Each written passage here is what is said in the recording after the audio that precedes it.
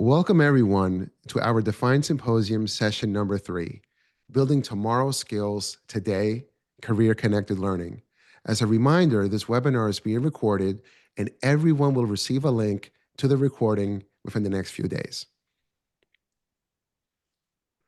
My name is Jorge Valenzuela. I'm an education coach at Lifelong Learning Defined, and today I welcome Mike Thorpe of the Santa Rosa County School District. And if you've been watching our previous 2 symposiums, Santa Rosa has presented at each of those. And also Dr. Simone Charles of Los Angeles Unified School District. Let's jump in, everyone. Now, introducing first is Mike Thorpe. Mike is the Assistant Superintendent of Curriculum, Instruction, and Assessment for Santa Rosa County Schools. With over 30 years in education, he's led transformative changes from turning Milton High School from a D to an A-rated school in just 1 year, to launching innovative programs like artificial intelligence integration and a broadcast classroom model for equitable course access. Mike is a recognized leader. He's been honored as Florida Innovative Principal of the Year and a top 3 finalist for Florida Principal of the Year. Welcome, Mike. Thanks, George. I'm going to work on sharing a slide here, slide deck. Here we go. Choose sound because I have a couple videos. And here we go. See it? So, George, are we good? You're perfect. Looks great. All right. We're going to get started. Thanks, everyone, for tuning in. Man, what an honor for me to be speaking on this Defined Symposium and speaking alongside the famous Dr. Charles.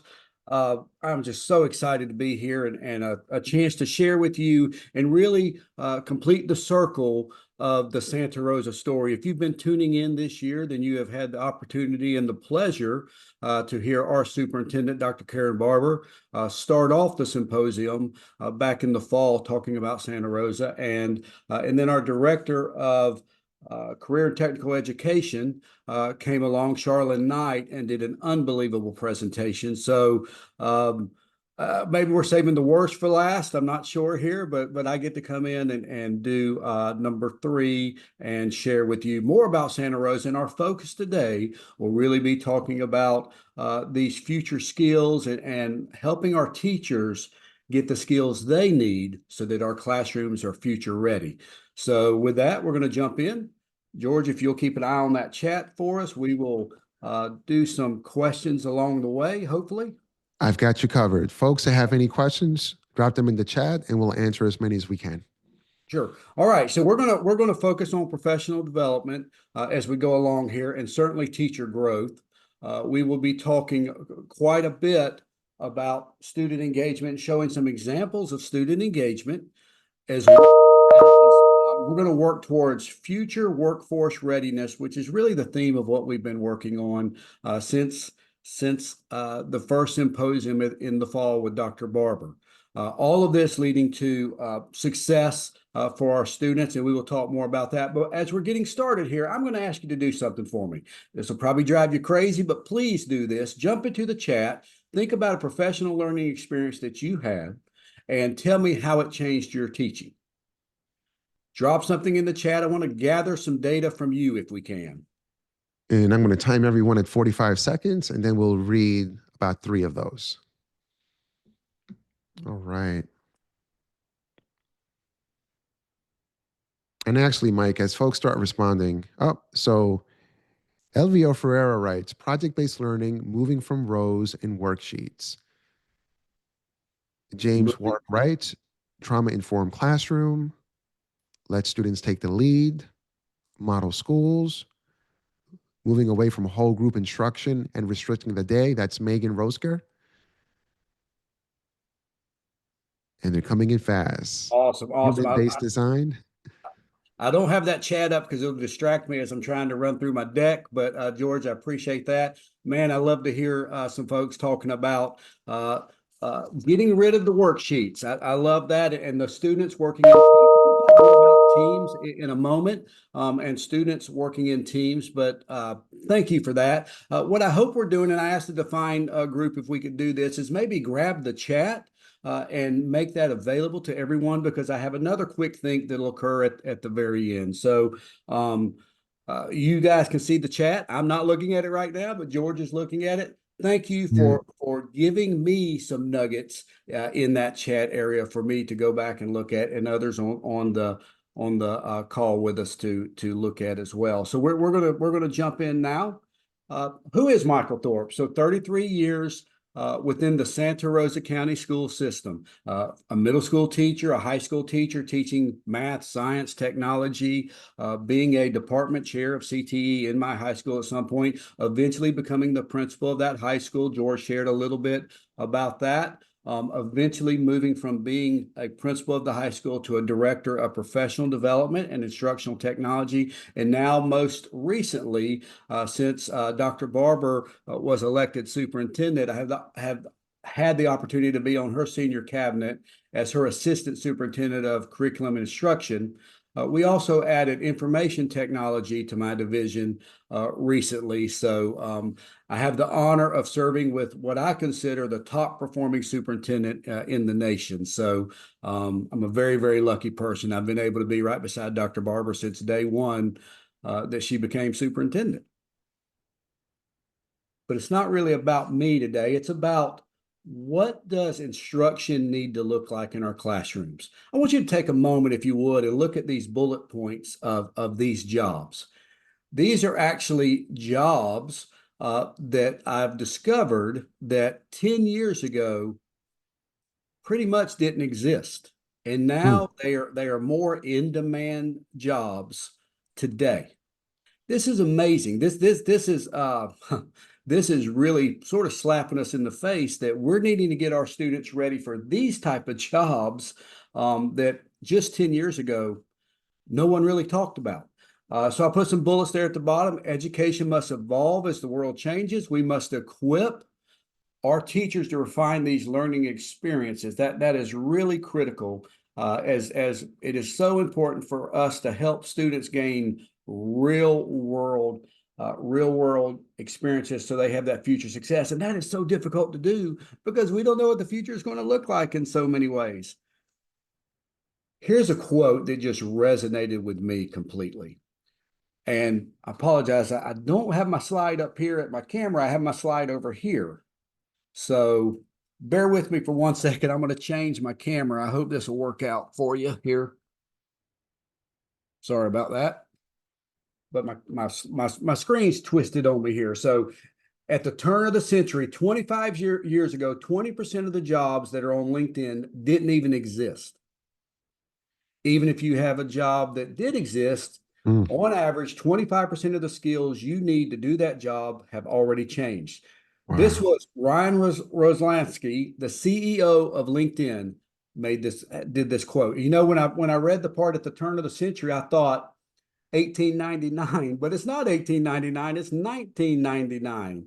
I was around at the turn of the most recent turn of the century. And can you imagine 20% of these jobs that are on LinkedIn didn't exist? What does that mean for our students? It means that we have to make sure that our teachers are future ready. Our teachers are able to adapt. Our teachers are able to prepare our students for the future that we really aren't sure exactly what it'll look like. So that's Mm. really the point of our talk today. And we're really focusing on some different areas here. And I'm going to just share a few examples from Santa Rosa. Future focused teaching strategies in Santa Rosa. You've heard Dr. Barber speak to this, as well as Charlotte Knight briefly speak to this. SLAT, student-led academic teams, is a key focus of the work that we do. I heard it earlier in the quick think. Putting students in teams, letting students solve problems, letting students work together, letting students develop the skills so that in that future world, whatever it looks like, we're going to be in teams. You'll be working in teams. Career academies, certainly in Santa Rosa, we do a lot of training with our career academy teachers because they're usually on the front lines of doing those career tasks with our students. Problem-based learning is the lifeblood of us right now, and that's the power of Defined for us to provide us with these tasks for problem-based learning. But for me, bringing teachers in to help train them and help them develop real world problems that matter to students. A few examples. Recently, we had a group of students who took it upon themselves in their ecology class to work on replacing the river grasses in a river, Blackwater River, that runs through one of our local communities here. The river grass was having some issues. So in the greenhouse at the school, these students literally built or grew river grass and transplanted that river grass down to the river. We've had situations where students have designed sidewalks for safety. One of our local middle school students worked on a project around that. We had a local manufacturing company, a large manufacturing company that had a new parking lot design, 3 different shifts during the 24-hour period coming through. And they let our students be involved with redesigning their parking lot for safety. There were some safety concerns. And so these are real world problems to get students involved in. In every one of these cases, we start with first getting the teacher trained, getting the teacher excited, getting the teacher understanding the real world problem, and then plugging that teacher into passing that on to our students. Collaborative learning networks is key to this work. We can't do it in a vacuum. We want students to work as teams. We have to work as teams, right? Along this talk today, I'll talk briefly about innovators and what we do with something called Innovate, now Innovate Defined. I'll get more to that in a few moments. AI Trailblazers, we have a group of teachers who are AI Trailblazers. I actually work specifically with this group of teachers. As we know, AI is now, it's coming to us quickly. And we're trying to help teachers understand AI, understand how to use it in an ethical way with our students, and how to use it to make the teacher more effective. We have something called iLearn Pioneers. These folks are really diving deep into using iPads in 2nd grade, actually, to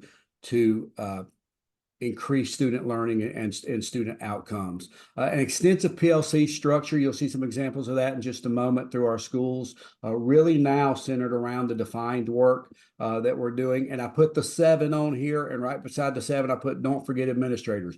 We have found in Santa Rosa County, we get very excited many times to get our teachers on board, get them trained. We've had some success. And we've had once or twice a failure where we left the administrators behind. So the 7 is a group of 7 principals who are leading their school communities in work around SLAT, work around look-fors, walkthroughs, rigor walks. We have these principals really leading and then presenting to other principals. We actually are now bringing 8 more principals on board. So that group of 7 will become a group of 15, but don't leave the administrators behind. And I put at the very bottom, now Innovate Defined, because it's so important, the work we have. That work is really a network of teachers that are sharing constantly of the problem-based learning that's going on in their classroom. And finally, targeted instructional workshops. Certainly we do VR. I have VR goggles over here, robotics, coding, Lego Spike Prime, which is related to robotics, all the whole Microsoft Tools suite, bringing folks in to do ready to work training, and of course, defined PBL. We believe these 3 areas are key to getting our teachers' future. Who is Santa Rosa? You've met us in a couple of other webinars already, but I'm giving you a look at where we are located in the state of Florida. A top 10 school district, highly ranked in algebra and English language arts. 14 areas are assessed in the state of Florida. We have increased in 13 of these 14 most recently, and we're already pretty high achieving, so we feel good about building on that. 177% increase over 2 years in industry certifications through our career pathways. Unbelievable work by Charlotte Knight and that team, just unbelievable work. Very proud of the fact that we have a high graduation rate, for you that are in school districts, that lead school districts. No, it is so difficult to move a graduation rate. We've seen some substantial improvement here recently, 90.9%. We wanted that to be 91%, almost there. But as we are looking at numbers right now, our numbers are tracking even higher. So we're expecting great things to happen with our group that'll be going through this year. I'll pass one slide there. The future of work requires future-ready instruction.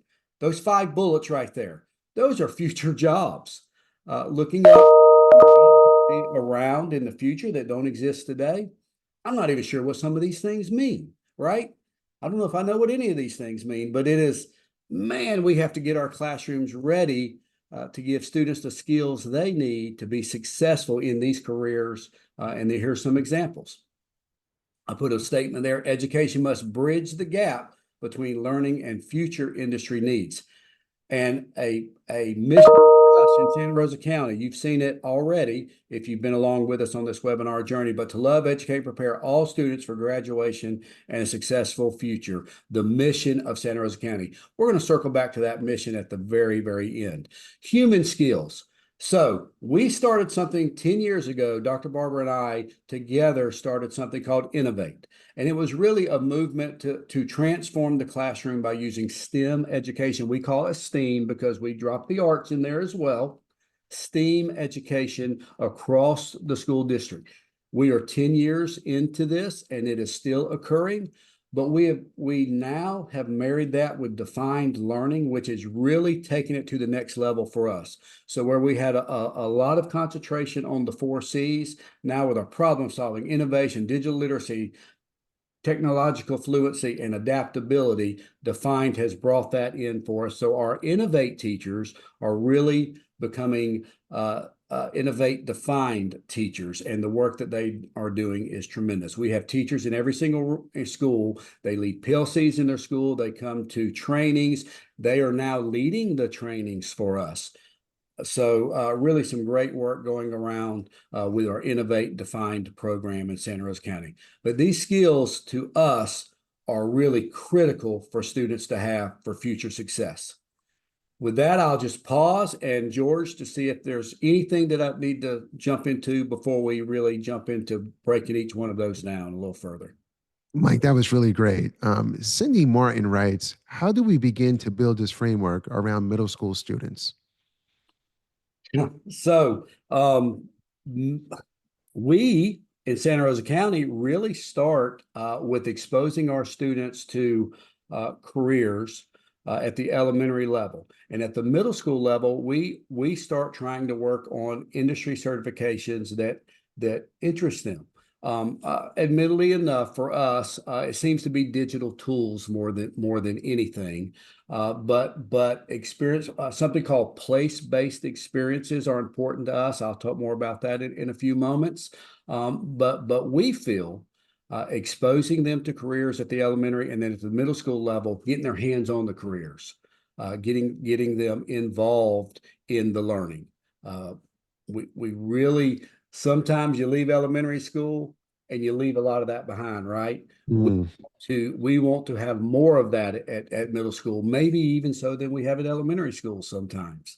I started my career at elementary school. If you survive 7th grade teaching, you can survive anything. I'll just tell you that. So we believe in really for us, getting them started hands-on. And we have one more question. We have Kristen Budd. Practically, what is an example of what teachers are learning and how they are implementing these efforts with students? Where is this learning happening? Core ed classes like science or ELA, or in other settings? Um, I would say all settings. I will show some examples in a moment of for PBL. I'll show examples of across the curriculum.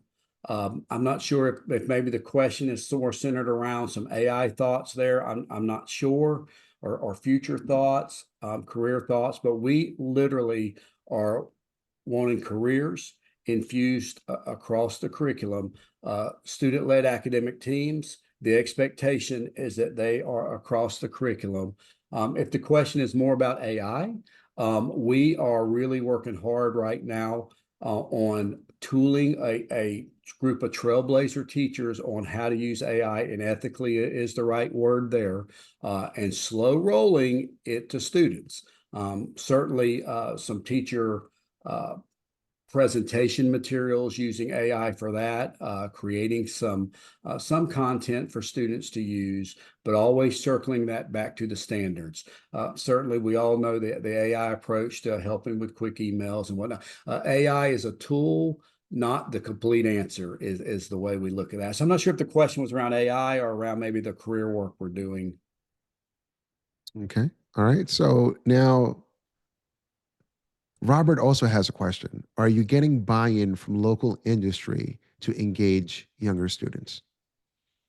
So the buy-in is we get them in the schools, right? We get the local industries as a partner. We bring them into the school. We bring them into parent. We have in this building that I'm in right now. We have a career night in the building tonight. We'll have 1,000 folks here in this building walking the halls and getting exposed to the career instruction that is available at our middle and high schools.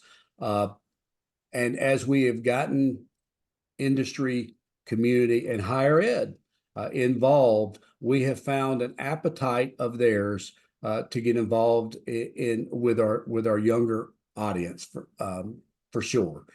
They may not know how to handle a kindergarten teacher. I may not know how to handle a kindergarten teacher, but our student, but they're willing to give it a shot.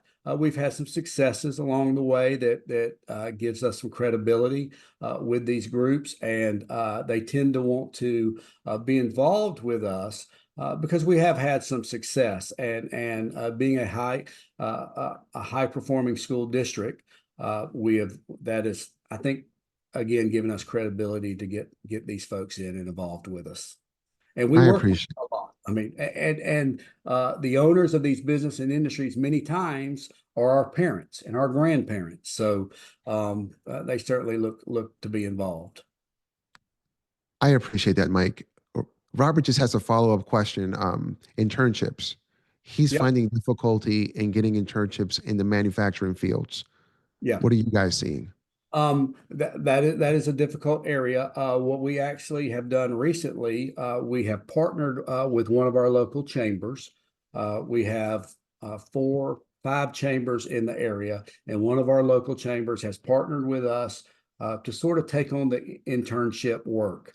And that has automatically opened up opportunities for our students to be involved with some manufacturing groups. Now, there's some difficulty there with in some situations for the type of work that's going on. We don't want a student under 18, let's say, which most of our students are under 18, but the local chambers are helping tremendously in that area for us. All right. So we've got more questions, but Mike, why don't you continue and we'll make sure to ask these questions at the end. Yep. All right. So I just really quickly wanted to go back to this slide as we're going to jump forward. Now, as I move forward, there's going to be some slides with videos on the slides. So, and the very first one is a video, and the little girl. It's going to be a little hard to hear, so I'm going to go ahead and tell you to turn your speakers up just for a moment, and then you can turn them back down after this very short video. What is your name? My name is Lily. What is your favorite color?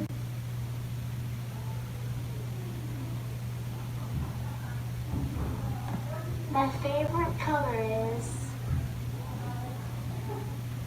Which color?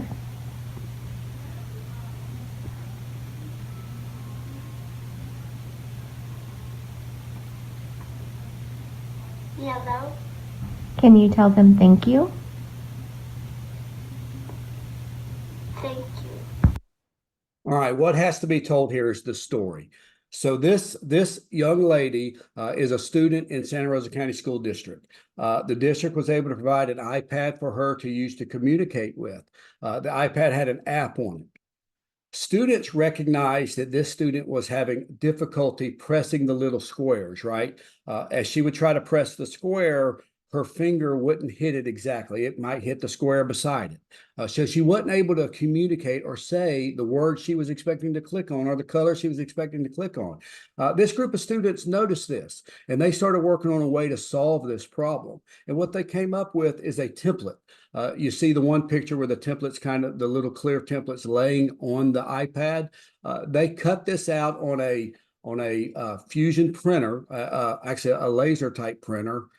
And they did it in a material that's relatively thick. So when she goes to click a button, if her finger shakes to the wrong square, it sort of makes her finger go to where it needs to be to click on the word that she's trying to click. The teacher loved this for her student. Matter of fact, this group that came up with this group, an advanced manufacturing class, actually has made several of these throughout the school district, and they make it work specifically for the app that the student is using. So an example of critical thinking and problem solving, and another example of a problem that matters to students.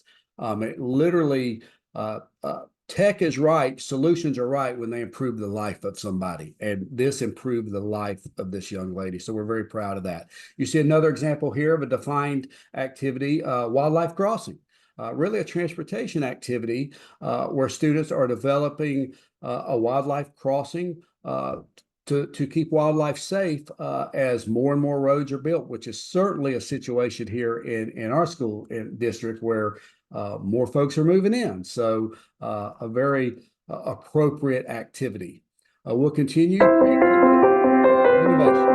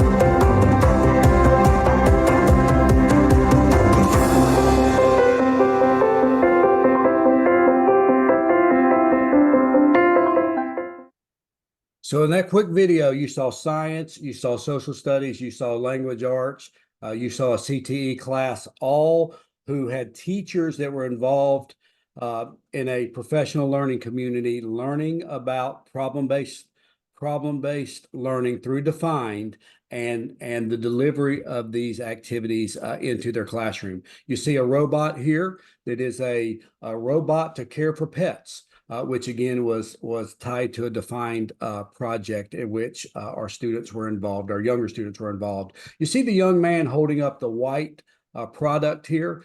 This group was challenged to come up with a new invention and 3D print it. And what that device actually is so fantastic. We're seeing a cross section of the device there in his hand. But what it is a Q-tip dispenser that he invented. So when you put it together, you drop a load of Q-tips in the top of it, and you turn a handle, and it dispenses one Q-tip at a time. So just unbelievable work, creativity and innovation. I'm not going to show this video from Michael Sullivan, who is a biology teacher, but I encourage you when you get the slide deck to watch this video from Michael, who is a traditional biology teacher with a biology end of course exam that is required by the state of Florida, who many would say, I don't have time to do this.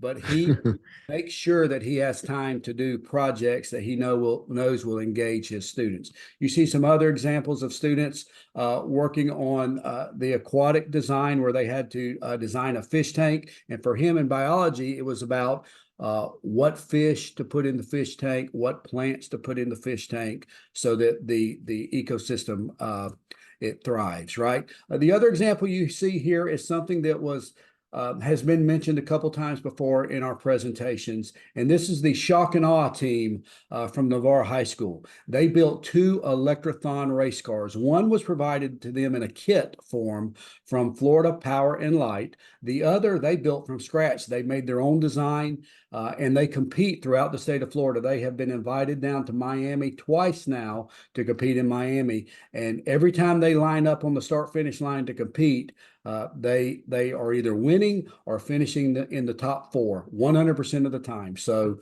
both cars. So they are doing fantastic. You see a sampling of students there. There's probably 35, 40 students involved in this. And you see the swag that they have, shirts and hats, cars themselves. That is all a communication tool, a marketing tool. And they're the ones that do the marketing. They seek the sponsorship. They put the whole program together. They make the travel arrangements. It's really an amazing project that crew has going on. Go. One more So minute. in Make Arcade, my friend here had an idea to make a turn-based fighting game, and I wanted to help him make it. So he took care of the game design features similar to that of a game designer in actual companies, and I took care of the coding and design of the background.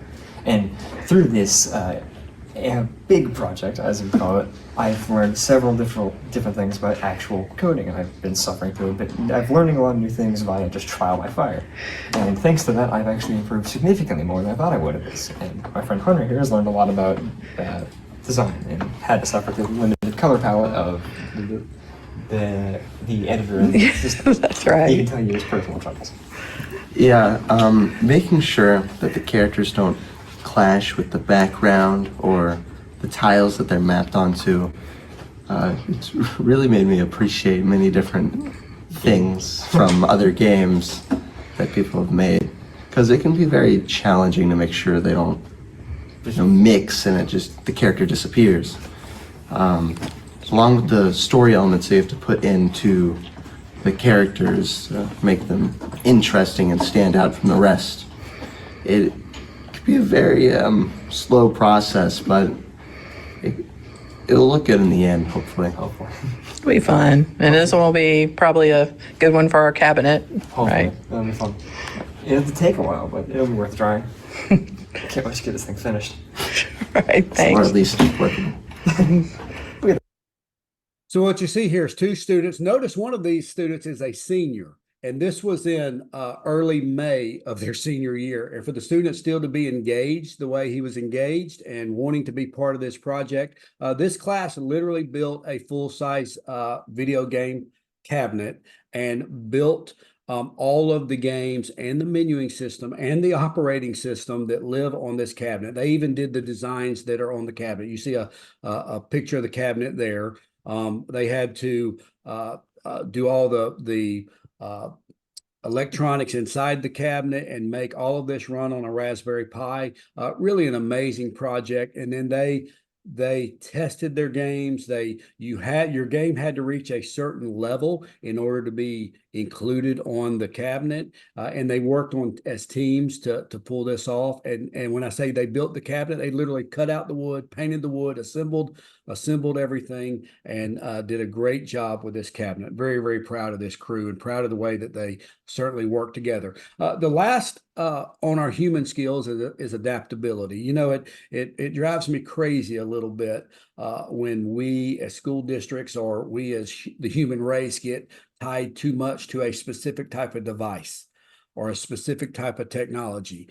One thing we should learn, and one thing we should think if we're thinking future ready, is to be adaptable. In other words, we can handle whatever's coming next. Our students have to be able to handle the next technology. AI is the big thing now. Quantum computing will be coming after that, and who knows what's after that. So adaptability is something we need to tool our teachers up, help our teachers get there, and hopefully pass that on to our students. I gave you an example of a classroom here. There's a lot of good in this classroom. Students are engaged. If you look at the clock, it's about 12:25. So it's in the afternoon of probably this elementary classroom. The teacher has a smart board behind her, so she uses some tech. That's cool. Her person that hung her smart board, I think, put it too close to the windows that don't have shades on them, in my opinion. But a lot of good going on here. Absolutely. It's a great looking classroom. This is better, in my opinion. These students are plugged in, they're working together as a team, they're accomplishing a goal. And to me, that's what, as our school district focuses on SLAT, that's what's important to us with SLAT, but problem-based learning, that's also an important aspect of it. It should take the team to solve this problem. And I love what we're seeing here.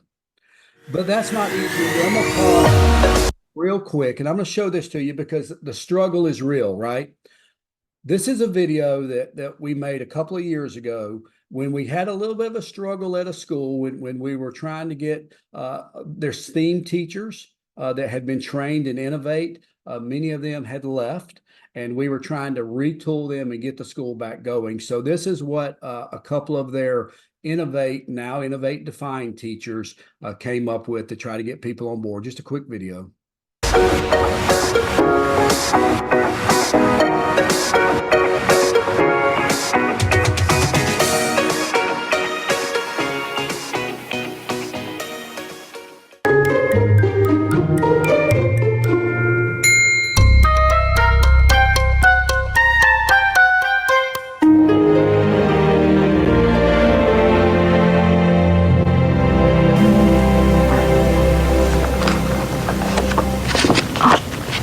Excuse me, do you have time to talk about STEAM?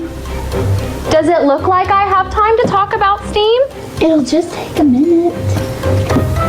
Okay, what is it? Well, we'd like to start using STEAM more in our classrooms. No. It's possible, I promise. I am so overwhelmed. I can't even think about doing STEAM right now. I have already made everything you need. Everything? Everything. Well, where would I pull it from? I'm gonna put it on the OneDrive, and all you have to do is pull it up on your projector. It'll take like 2 minutes once a week. Okay, that seems pretty easy, but like once a week? I don't even know if I have time. You can pull it up once a week. Don't you do a science lesson at least once a week? Well, yeah, I do that. So to start out with, all we want you to do is talk about a career that goes along with your science lesson. That's the only thing we're asking you to do to start with. Okay, but wait. My kids can't read, my kids can't write, my kids can't do math. How are they supposed to do STEAM?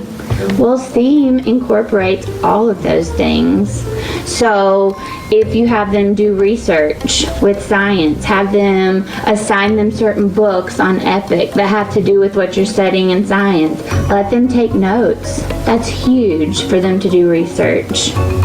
But I have kids who don't like each other, they don't get along, behavior issues. How do I manage that when I'm doing STEAM? STEAM is perfect for that stuff because they have to work together, they have to communicate while they're doing these things. I like to sometimes put 2 of my students on a computer together. They each have their own notebooks and take notes about what they're researching, so they're having to work together, and then have them do a project. Well, I think I could maybe do that. I want to make sure you understand too, STEAM is not something that you stop your entire class for. You don't stop your day and do some huge elaborate project. It's something you incorporate into everything you do. In a reading station once a week, they can research bats or whatever you're studying.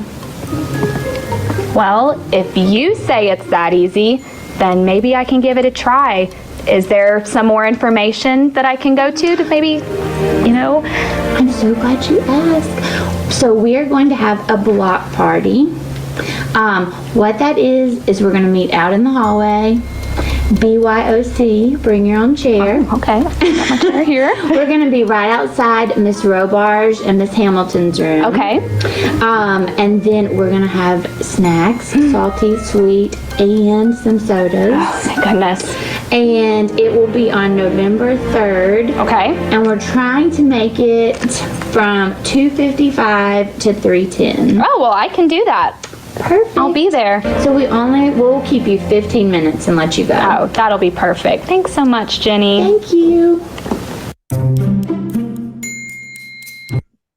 So planting a seed. Plant that seed just to get some interest going and get the teachers to listen. If it's good for kids, it sells itself. Sometimes we just have to get them there. I wanted to throw a slide up here quickly as we're getting close to the end, very close to the end. Getting that classroom set up, getting it changed, getting it ready, future ready is so important, but also something we refer to as place-based learning experiences. Getting students outside of the classroom. I've given you a sample of some of the things we do in Santa Rosa County, but the key for us here is none of these activities occur without the teacher first being part of going to the site, working with the site to develop standards-based lessons that bring value to what the teacher is teaching. And we have PD activities centered around each one of these opportunities. And coming soon is our Center for Innovation. We can't wait to open that hopefully in the very, very near future. So I'm not going to dig deep into these, but these are all place-based activities for our students. So finishing up, imagine a student unsure of their future.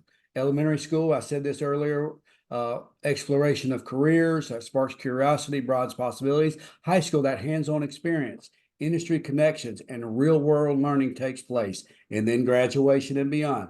That same student with that industry certification and getting internships, we spoke about that earlier, they step confidently into a career. This is the impact of our future-ready, career-connected instruction in Santa Rosa County, and I bet in your school district as well. Now, one other piece of this slide. Imagine that not a child, but your child.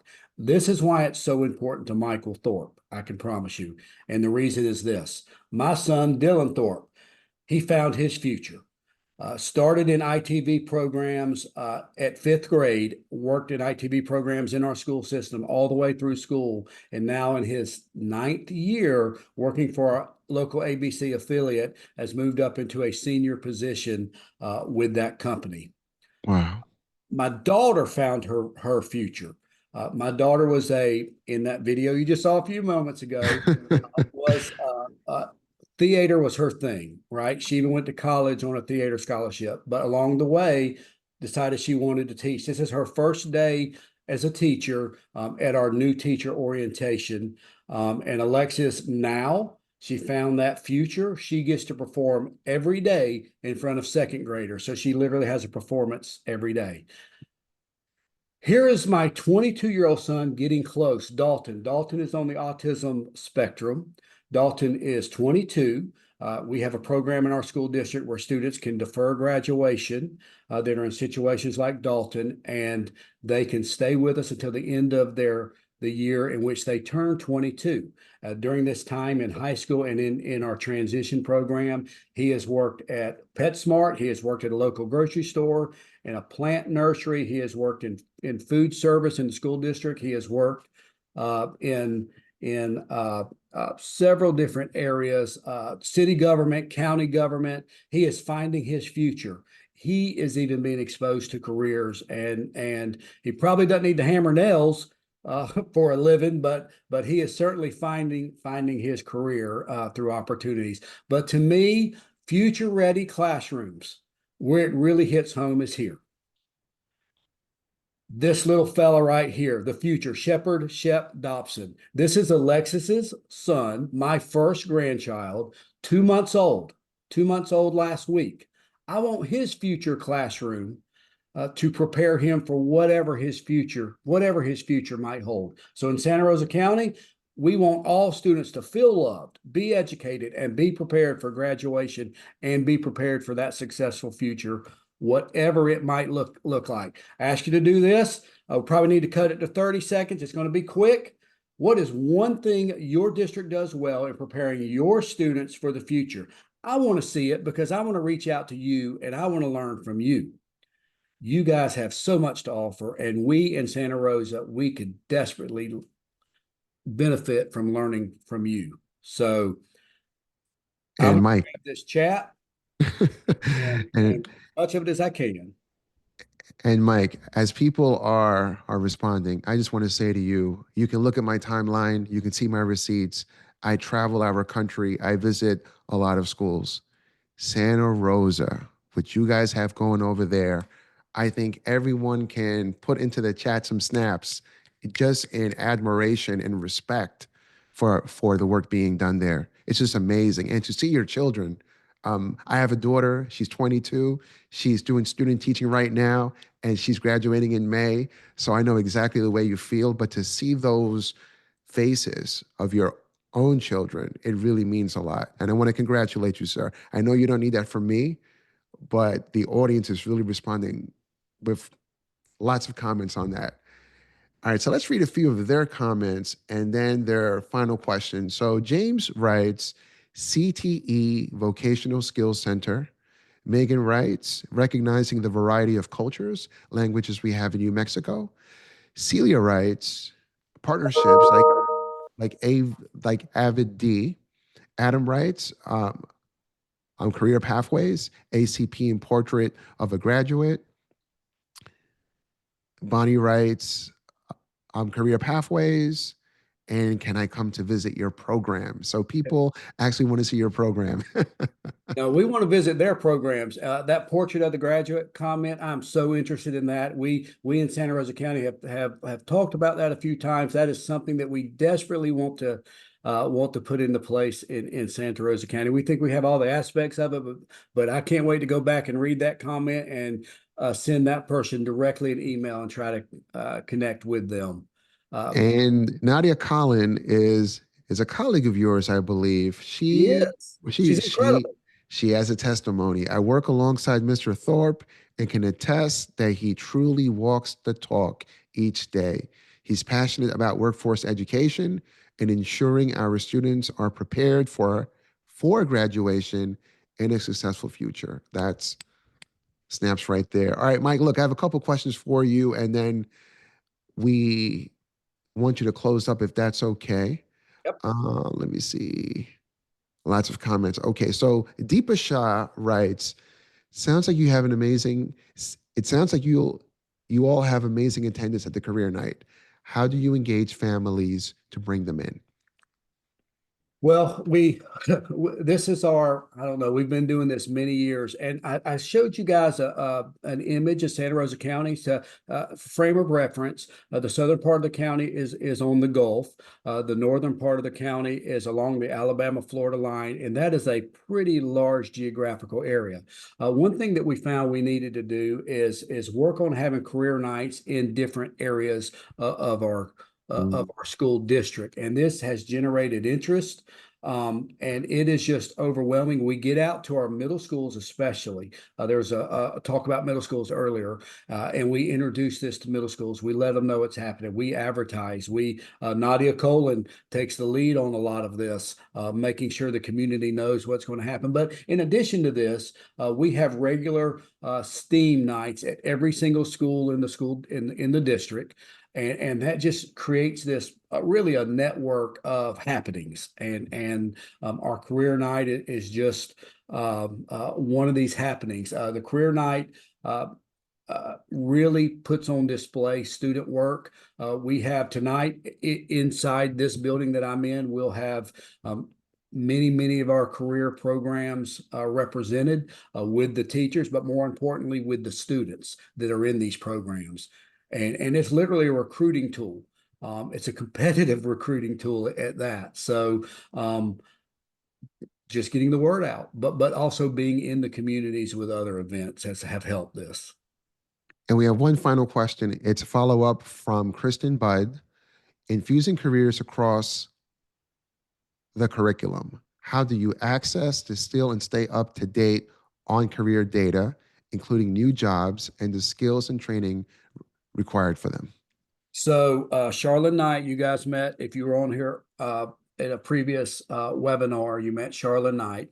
We have Charlotte plugged in to local business and industry constantly. She is at chamber meetings. She is at workforce meetings. She is with our economic development office in our communities to understand what are the high need jobs in our area. What job skills does industry need from our students, and we engage them. We don't wait for them to come to us. We go to them. They're out there trying to make money. Early on, we thought, oh, well, let's have these activities. Let's bring them in. Well, they're trying to make a living, right? So they can't shut down and come be inside with us. So we go to them as much as possible to engage them. All right. Well, that's our time with Mike. Mike, everyone is saying thank you in the chat. We truly appreciate your presentation. Yep. Thank Y'all you. hang on. Dr. Charles is coming. Here we go. Thank you, thank you, thank you, Mike. I'm just going to give me a moment to share my screen and we will get going. So now introducing Dr. Simone R. Charles. She's principal of Whitman High School in Los Angeles and a passionate advocate for fair access for every kid. As president of the Option Schools Principals Organization and chair of the AXA Region 16 Council of Equity Leaders, she mentors leaders and drives initiatives that expand access to quality education, especially in alternative settings. Her innovations include project-based learning cohorts, dual enrollment programs, and equity-focused strategies that have earned her multiple awards, including the AXA Region 16's Option Schools Principal of the Year. With nearly 30 years of experience as a bilingual teacher, site leader, and mentor, Dr. Charles is a recognized thought leader dedicated to closing opportunity gaps and empowering communities. Dr. Charles, we welcome you. Thank you so much, Jorge. This is a true honor to be here, and I have to say, a truly tough act to follow, but I've learned so much from Mr. Thorpe throughout this process and listening to him present. I want to go to Santa Rosa now to observe as well. So thank you so much.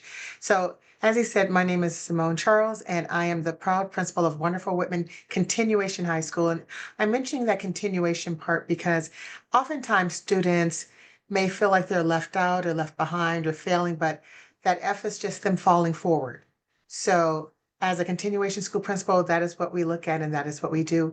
And we use the defined learning as a platform to help them do that. So as you can see, we are Walt Whitman High School. We provide a full circle education with our option school opportunities. And recently we have been acknowledged and we'll be celebrating as a model continuation high school here in California. We just received word from the California Department of Education last week, actually a week ago today, that we are getting that award. As I mentioned, we are a continuation high school, and one of the things that some people may not be familiar with a continuation high school is that teachers do everything. They are a small but mighty group, and as such, we found it important for us to become defined learning champions, to learn and grow together, and to move forward as educators, innovators, as Mike said, and to grow as a community of learners. This is one of my favorite quotes, and I find this to be so true when we're looking at project-based learning, especially in the continuation school setting. The time is always right to do what is right by Martin Luther King Jr. The time is always right to innovate. The time is always right to change. The time is always right to do things differently for our children and our scholars. So as you look at this project-based learning arc, I want you to look at these 6 elements here. You'll see that with PBL, there are driving questions, challenge, or passion, learning from various resources. It is a student-driven learning process. They're focusing on and learning 21st century skills. It includes feedback and reflection because without that, do we truly learn and grow? And at the end, they're doing a public presentation. These are the elements here on this arc that encompass project-based learning. So as such, it is always the right time to have our students and our scholars participate and learn and grow. Now, this is our why. This is our school why in terms of our mission and vision statement. And I bring this forth because this is something that we worked on, I will say, over the years. This is my 7th year as principal here at Walt Whitman High School. And by no means was it an easy stretch to move from the traditional, or what at that time was the traditional, okay, we're going to give them an assignment and they're going to come back with that assignment and know everything.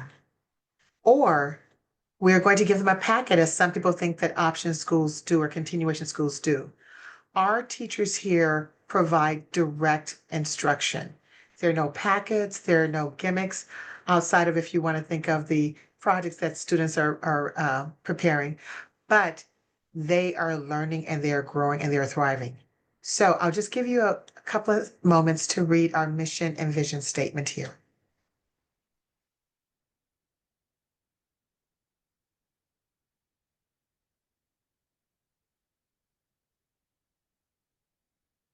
I want to highlight a couple of things. Right now, you see that they are active learners. And what does an active learner do? An active learner creates, they innovate, they think, they share, they work in a global citizenship model where it is not just that individual student in the classroom working in a silo, but as educators, we had to move from that model as well. So prior to coming with Defined Learning and prior to working as a collective group, our teachers were working in silos. They were not innovating together. They were not working together. They were in their classrooms. Again, we only have a few teachers. We actually have 3. So teacher number 1 was working in his silo, teacher number 2 was working in his, and teacher number 3 was working in her silo. They weren't coming together as a collective group to create projects, to innovate, and to make learning engaging for the scholars here.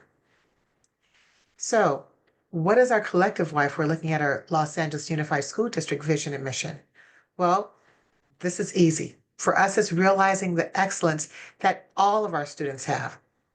But first, we had to show them the excellence within.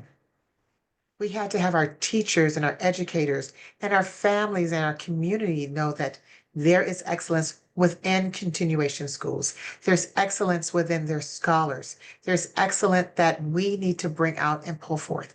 And then we can help them within college and career and to make them college and career ready.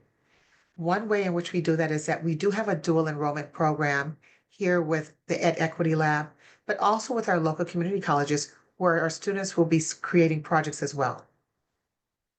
So in terms of a PBOY, why project-based learning? Well, several reasons. 5, these are just 5 that I have here. Mike spoke to some of them as well. So enhancing student engagement with real-world projects, learning, growing together, developing critical life skills, personalized learning experiences. And with that personalized learning experiences, we have a Girls Build LA here team, and they are investigating climate change and the issues around that. How is it affecting the community? How is it affecting where they live? How is it affecting their health with respect to asthma, with respect to allergies? What does that look like in real time? How are we improving that? What are some of the benefits? In addition to that, if we go to bullet number 5, empowerment and confidence building. We know that oftentimes at a continuation school, students are coming with I'll say with the image of themselves that is not as high as we see them. I always tell my scholars, I see within you more than you know that you even have. Now let's help to bring that out together. So we tell them, but not just telling them, we show them. We show them by how we treat them. We show them in speaking to their parents. We show them in providing them with opportunities to show their knowledge, to show their passion. And by passion, I mean, what do you want to learn? What interests you? Why do you want to learn this? How can this help society? How can this even help your family? This is another one of our whys in terms of PBL. We're infusing skills beyond academic standards, and it adds rigor and relevance, and specifically the relevance to their traditional coursework. Our teachers are working in collaboration now. You don't just have math being learned in room 1, or science being learned in room 2, or art being learned in room 3. They are working on collaborative projects in real time, and I'll share with you one of those projects later on. And you'll see one of the projects that they did in terms of bridge building, not just building bridges as a community of learners, but actually building bridge models that they tested and that stood up. I'll skip through this one, but this is very similar to what we were previously saying in terms of building those skills, those 21st century skills, critical thinking skills, communicating, creativity, collaboration, growth mindset, citizenship. And we'll come back and talk about growth mindset a little bit later. So, with respect to our PBL, we have a PBL arc and the arc of learning. So this highlights the dynamic process that our scholars are undertaking, as do our educators throughout the process. I mentioned earlier that this has not been an easy journey. Our teachers were used to working in silos. They were used to working in isolation. But through learning together and me learning alongside of them, we can all have this image in our mind. It's like, oh yes, I know exactly what I'm going to do when I get to that school. This is what I want. Let's full steam ahead. It's like, whoa, whoa, whoa, whoa. And then you come to work with the educators and you're like, okay, well, wait a minute. Tell me what you have been doing. Show me what you've been working on. Because as educators, we know that sometimes we, and I'm including myself, we can be, I won't say resistant, but hesitant. Hesitant because we don't know what's next, because there's so many different initiatives coming at us. There's so many different things coming at us. Is this going to be right? Is this what we need to do now? How then do we do it? What are we looking at?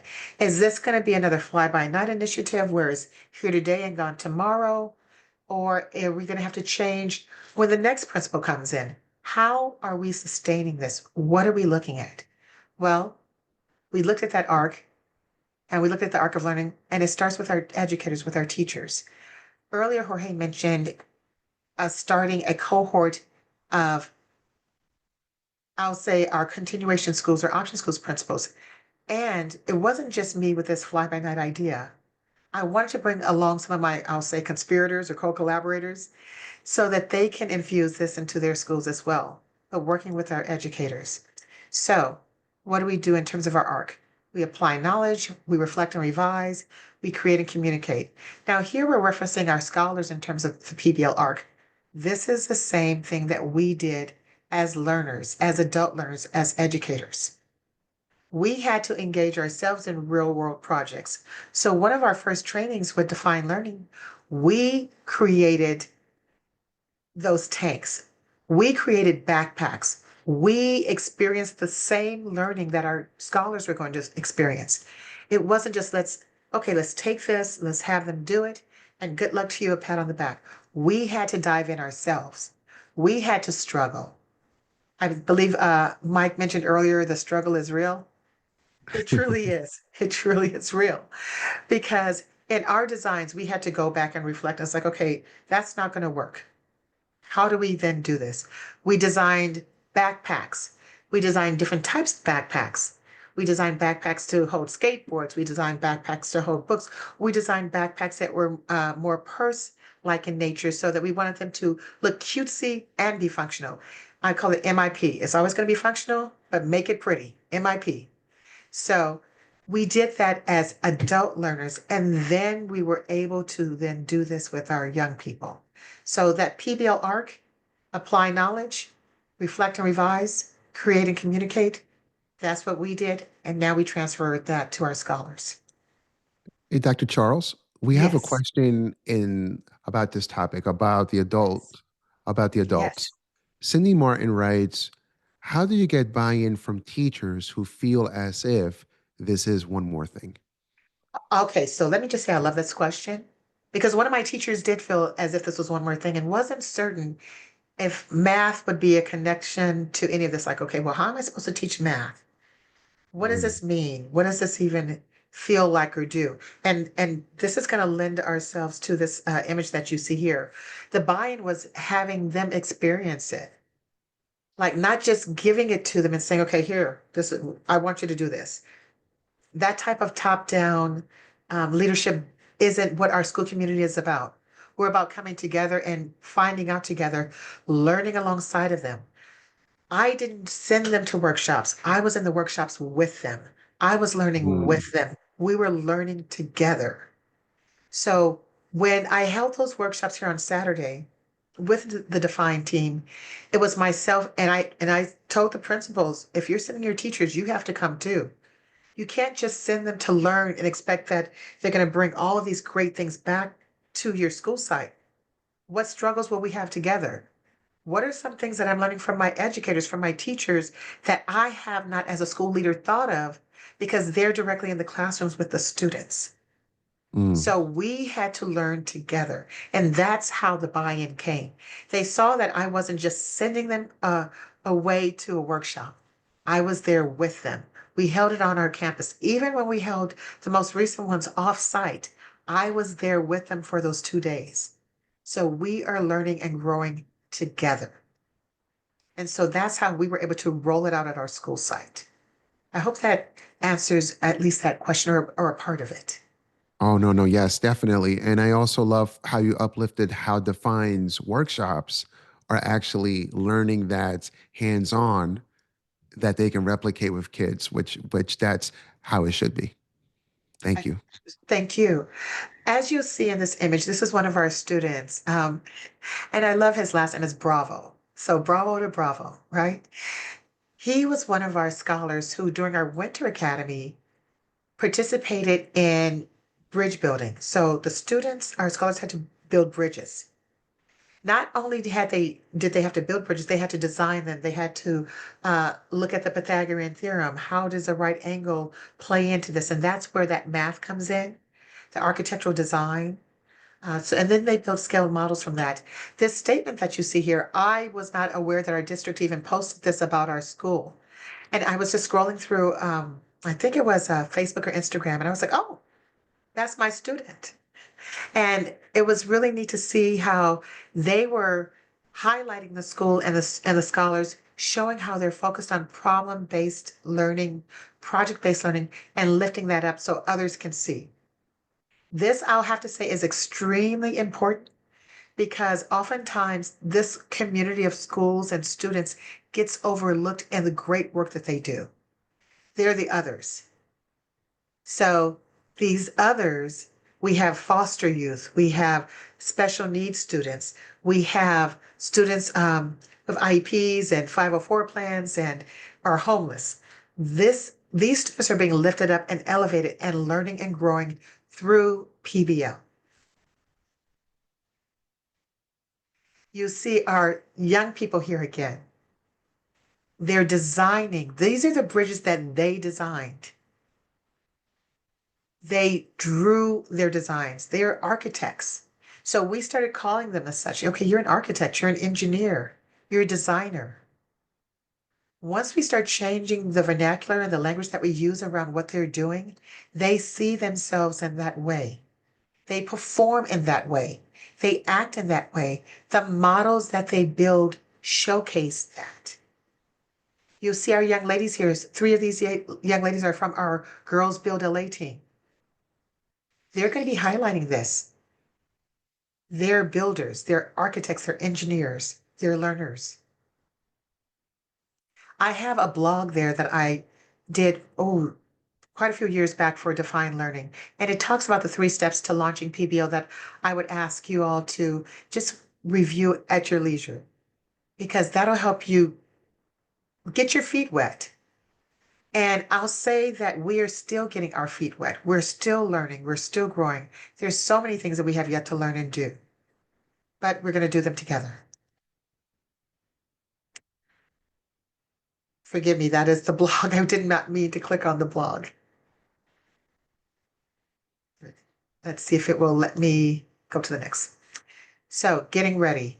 This is one of the bridges that our scholars built.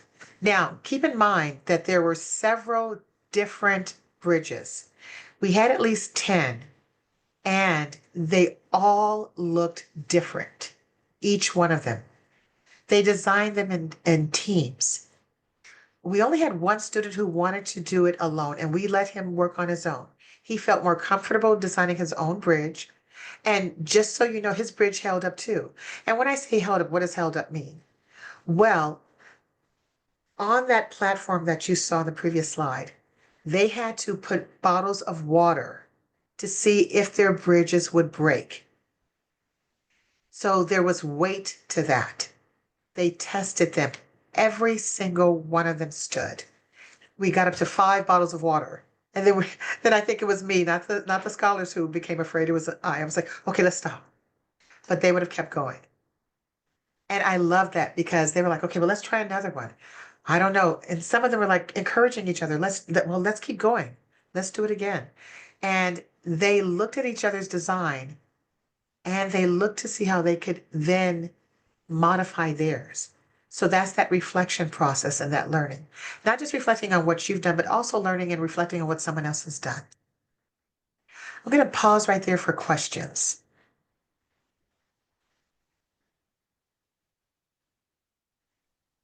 And if there are any questions in the chat box, if you let me know. Yeah, I'll be happy. I'm looking now. There isn't one yet. Anything that I can comment on that people have said Yeah, that you so would like? yes.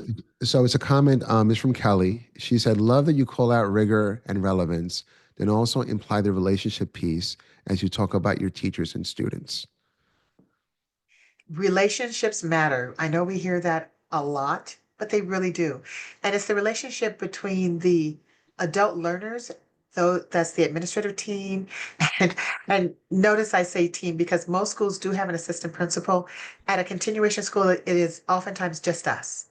So my team, we have to rely on each other because I am the sole administrator here and my teachers. So we have to work together. We have to learn from each other. We have to grow together. And that is a phenomenal thing because we lift each other up. Mm. Now, Well, do you then have a couple? I'm go sorry, ahead. go. I'm so sorry. I was going to say, and then that transcends to the relationship with students and with our scholars, because that relationship helps them to see how we work together and how they can then work together as well. Please go ahead, Jorge.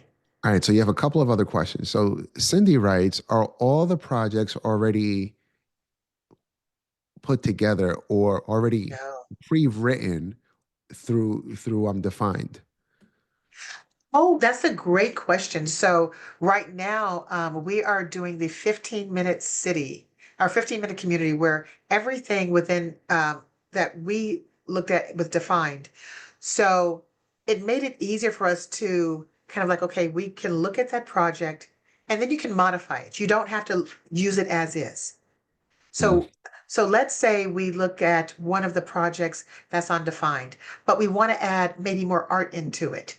We can do that because we have an art teacher. Maybe we want to have a health element to it that's not there. So what we do is we look at our standards and what standards do we need to cover or are covered within that subject matter that we can perhaps bring into this defined lesson. So the beautiful thing about defined learning is that the lessons are there. If you want to Mm. follow it verbatim, you can. But for us, we found that we wanted to bring some of us into it. And that allows our teachers to bring in their individuality and their talents and their learning and their knowledge and the research that they've done and their skill set. So we loved, especially starting out, we loved that it was ready for us. But Mm. as we've grown, we've seen that okay, it's ready for us, but now let's add us into it. Let's make it our own. And that's what we've done. Great question. And we got more questions. Amanda Diaz writes, so she's now talking about your PBL ARC Oh, okay. framework. What literature or source does your team pull your PBL framework from? So there's quite a few articles that we read. So we did HQ PBL, which is high quality project-based learning. And we can pop that probably into the chat later on. But what does PBL look like? We read tons of articles. We looked at Wiggins and McPhee. We we attended with a high-tech high, we attended a PBL Leadership Academy. We cast a wide net because we wanted to learn more. We wanted to grow. So what is out there? There are great articles in EdSource that we looked at, tons of different articles, and that I'll be happy to share as well. So just know that I will definitely look to you, Jorge, I'll share those, and then please feel free to share them out.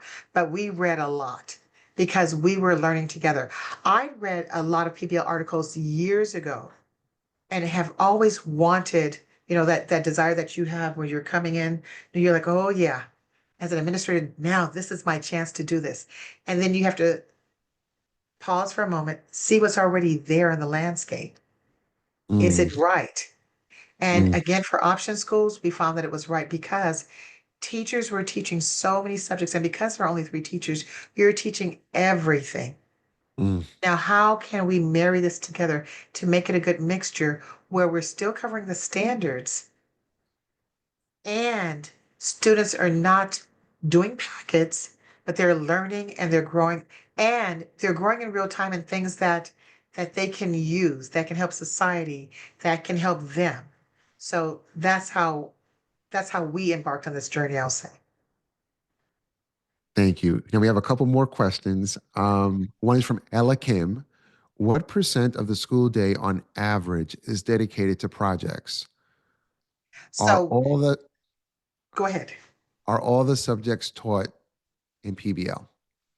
Yes. And so that's where we look at what project. So we as a school community sit down and we would sit down on our Wednesday afternoons and come together and then try something on Thursdays. Or we would sit down on our Tuesday afternoons and try something on Wednesdays. So it depends on the project that you undertake. You do not have to do every subject within a PBL project. We found that for our school community, it works well to do more than one subject matter or course within a PBL project because of the nature of the option schools. Because you have 3 teachers or you have so few teachers, you don't have a department of 5 or 10 or even 20. You're a department of 1. So you don't have to work alone. How is the science teacher and the art teacher? People always think science and math, right? But how are the science teacher and the art teacher working together? How is the language arts teacher or the English teacher and the math teacher, how are they working together? So when we are looking at those projects, so let's take the bridge project, for instance. So if we're looking at architectural design and looking at that within the STEAM framework, we're covering science. We're definitely covering technology, engineering, arts, and math. We're looking at all of those subjects. Now, if we're looking at all of those subjects, what standards do we need to cover if we're thinking about Algebra 1? If we're thinking about Algebra 2? How are students writing? What is their writing? And for us, we found that informational text is an area that not just our scholars here, but across the district need support in. So now let's read about bridges. What are bridges doing? Where do they emanate from? What do bridges look like across historical context? So we are bringing in history then. We're bringing in cultural relevancy. So while you don't have to do all of them, you can pick 1 or 2 or 3 subject matters that you're going to cover within a PBL assignment or task, but also know that defined learning within their platform, they show you and tell you what subject matters and what standards are being covered within a particular project. And then if you so choose, you can modify and add in others. That's awesome. And we have more questions, but we'll save them until the end of your presentation. But just That's one more yes. inquiry from Jason Luke. It's about the bridge project. Yes. Does Defined have that project? Is there a link for it? So that was one that we did on our own, but there is a bridge project in Defined.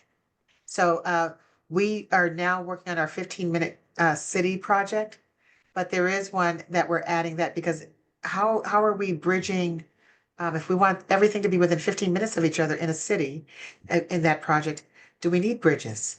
What types of bridges? Or do we need a people mover? Do we need a walkway? So you can add projects within projects. So that was one that we did here, but we're adding it into our other defined projects as well. I'll just, oh, go ahead. So Yeah. this, I spoke to this in terms of the connection and the Pythagorean theorem and right angles. And again, it allows students to design bridges that integrate both mathematical concepts and indigenous engineering techniques, which is what I spoke to earlier. I took it a little step further with some things and asked students, how do you build and bridge relationships that may have been fractured? So looking at that social emotional piece and building in some other aspects that our counselor could be involved in as well. So if we're looking at, sometimes we think, okay, what project-based learning is and what it isn't, what is a project as opposed to project-based learning? And then I want you to look to the right of your screen or my right, and you'll see our pillars of academic excellence, pillar 2, joy and wellness, pillar 3, engagement and collaboration, pillar 4, operational effectiveness, pillar 5, investing in staff. These are the 5 pillars in our LAUSD strategic plan. How are we connecting this to PBL? Well, we're looking at helping students bring in real world experiences or problems. That's right there, pillar 1, academic excellence, engaging, eliminating opportunity gaps, high quality instruction. And I mentioned high quality PBL as well earlier. That's a direct connection. HQ PBL, high quality instruction. When we make things relevant and real for our learners, they have more buy-in. They have a better understanding that they can share with us in terms of what they're experiencing and what they're seeing and what they're doing. So making it relevant and real. I talked about earlier strong relationships. Well, PBL brings strong relationships and it builds strong relationships. We have scholars who would have never, not what they have never met before, they would have never worked together before. They may have never met before because they were in a school of 2,000 students or 3,000 students. Because we're small, we can help them build those relationships and build stronger relationships. But even if you're in a large school, they can build those strong relationships by working together. They're working as a collaboration, as a collaborative, within a collaborative process.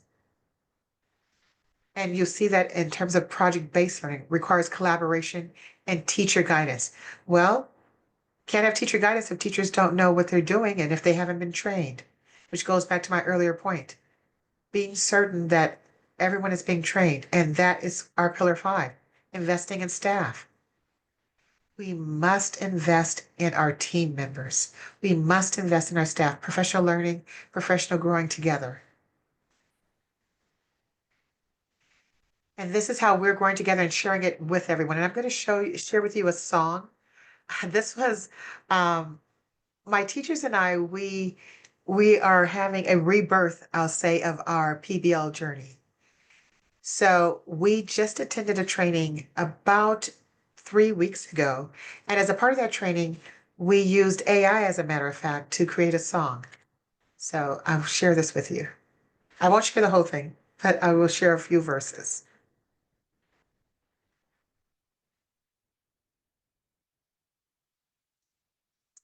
Well, let's see, it worked earlier. Oh, it's loading. I'm so sorry.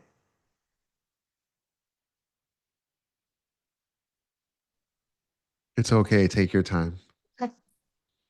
Well, it's the loading. I would sing for you guys, but you might all click off then, so let's not do that. But just know that we did create a song, and that'll be a part that it is taking a little bit longer than it did earlier. But we used, oh, okay. So now it can't be reached. That's okay. Um, we used an AI tool called Suno to create a song.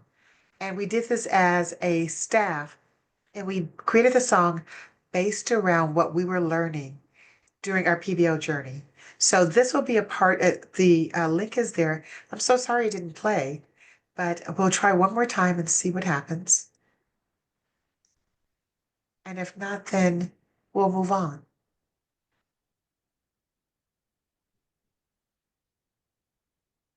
Well, it seems as though it won't play. No, I'm so sorry. It did play earlier, but we will keep it moving. So, in part of our growing together, going back to growing together, learning together as a group and a team. One of the things that I did in my role as Option Schools president was have our option school make it an option, I'll say, for option schools principals to be trained in equitable grading practices and instruction. And how do we do that in the project-based learning model? So we worked with our division of instruction, and our teachers are being certified as EGI champions, equitable grading and instruction champions, so that they can understand, because the one of the most difficult part for us to understand was, now what does grading look like? How, if we're getting out of that ABCD model, what does it then look like? So we're using rubrics. We're looking at rubrics together, not just a rubric across just the English language arts or just math. We're looking at collective rubrics. How can we have integrated rubrics and presentation rubrics? Because if we want a public product to be at the end of this, what does that rubric then look like for that? And how are we grading children and scholars across multiple subjects using that? So this is one of the trainings that we went through together. We also, I mentioned earlier, we're trained together, but we're also PBI certified. So we all have micro credentials and the defined PBL. So as our teachers were growing, again, we kept adding more. It wasn't all at once. It didn't happen like super swiftly, but we were growing together, and now we're PBL certified and have micro credentials, but we're not stopping there. We still have to learn and grow. It's a continuous process. I thank you all. This is the time for additional questions along this PBL journey, because this is part of that journey. Hey, thank you, Dr. Charles. Everyone, please give her snaps and her claps in the chat. Thank We do you. have some questions. Cindy Martin writes, you talked about a PBL Academy. Where did your staff go to take part in the academy? My school. So I held it here. So I'm one of those people, I'm like, okay, I want this for my teachers, my educators, and we talked about it. Let's have it here. Let's host it at our school site.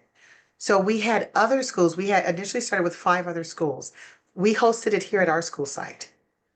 Now, as it's grown, my colleagues who are in the Valley, who are in the San Fernando Valley, they hosted it at their school sites, because I said, okay, guys, we have this here. Let's open it up. And they held it at their school site for the schools that are in the Valley.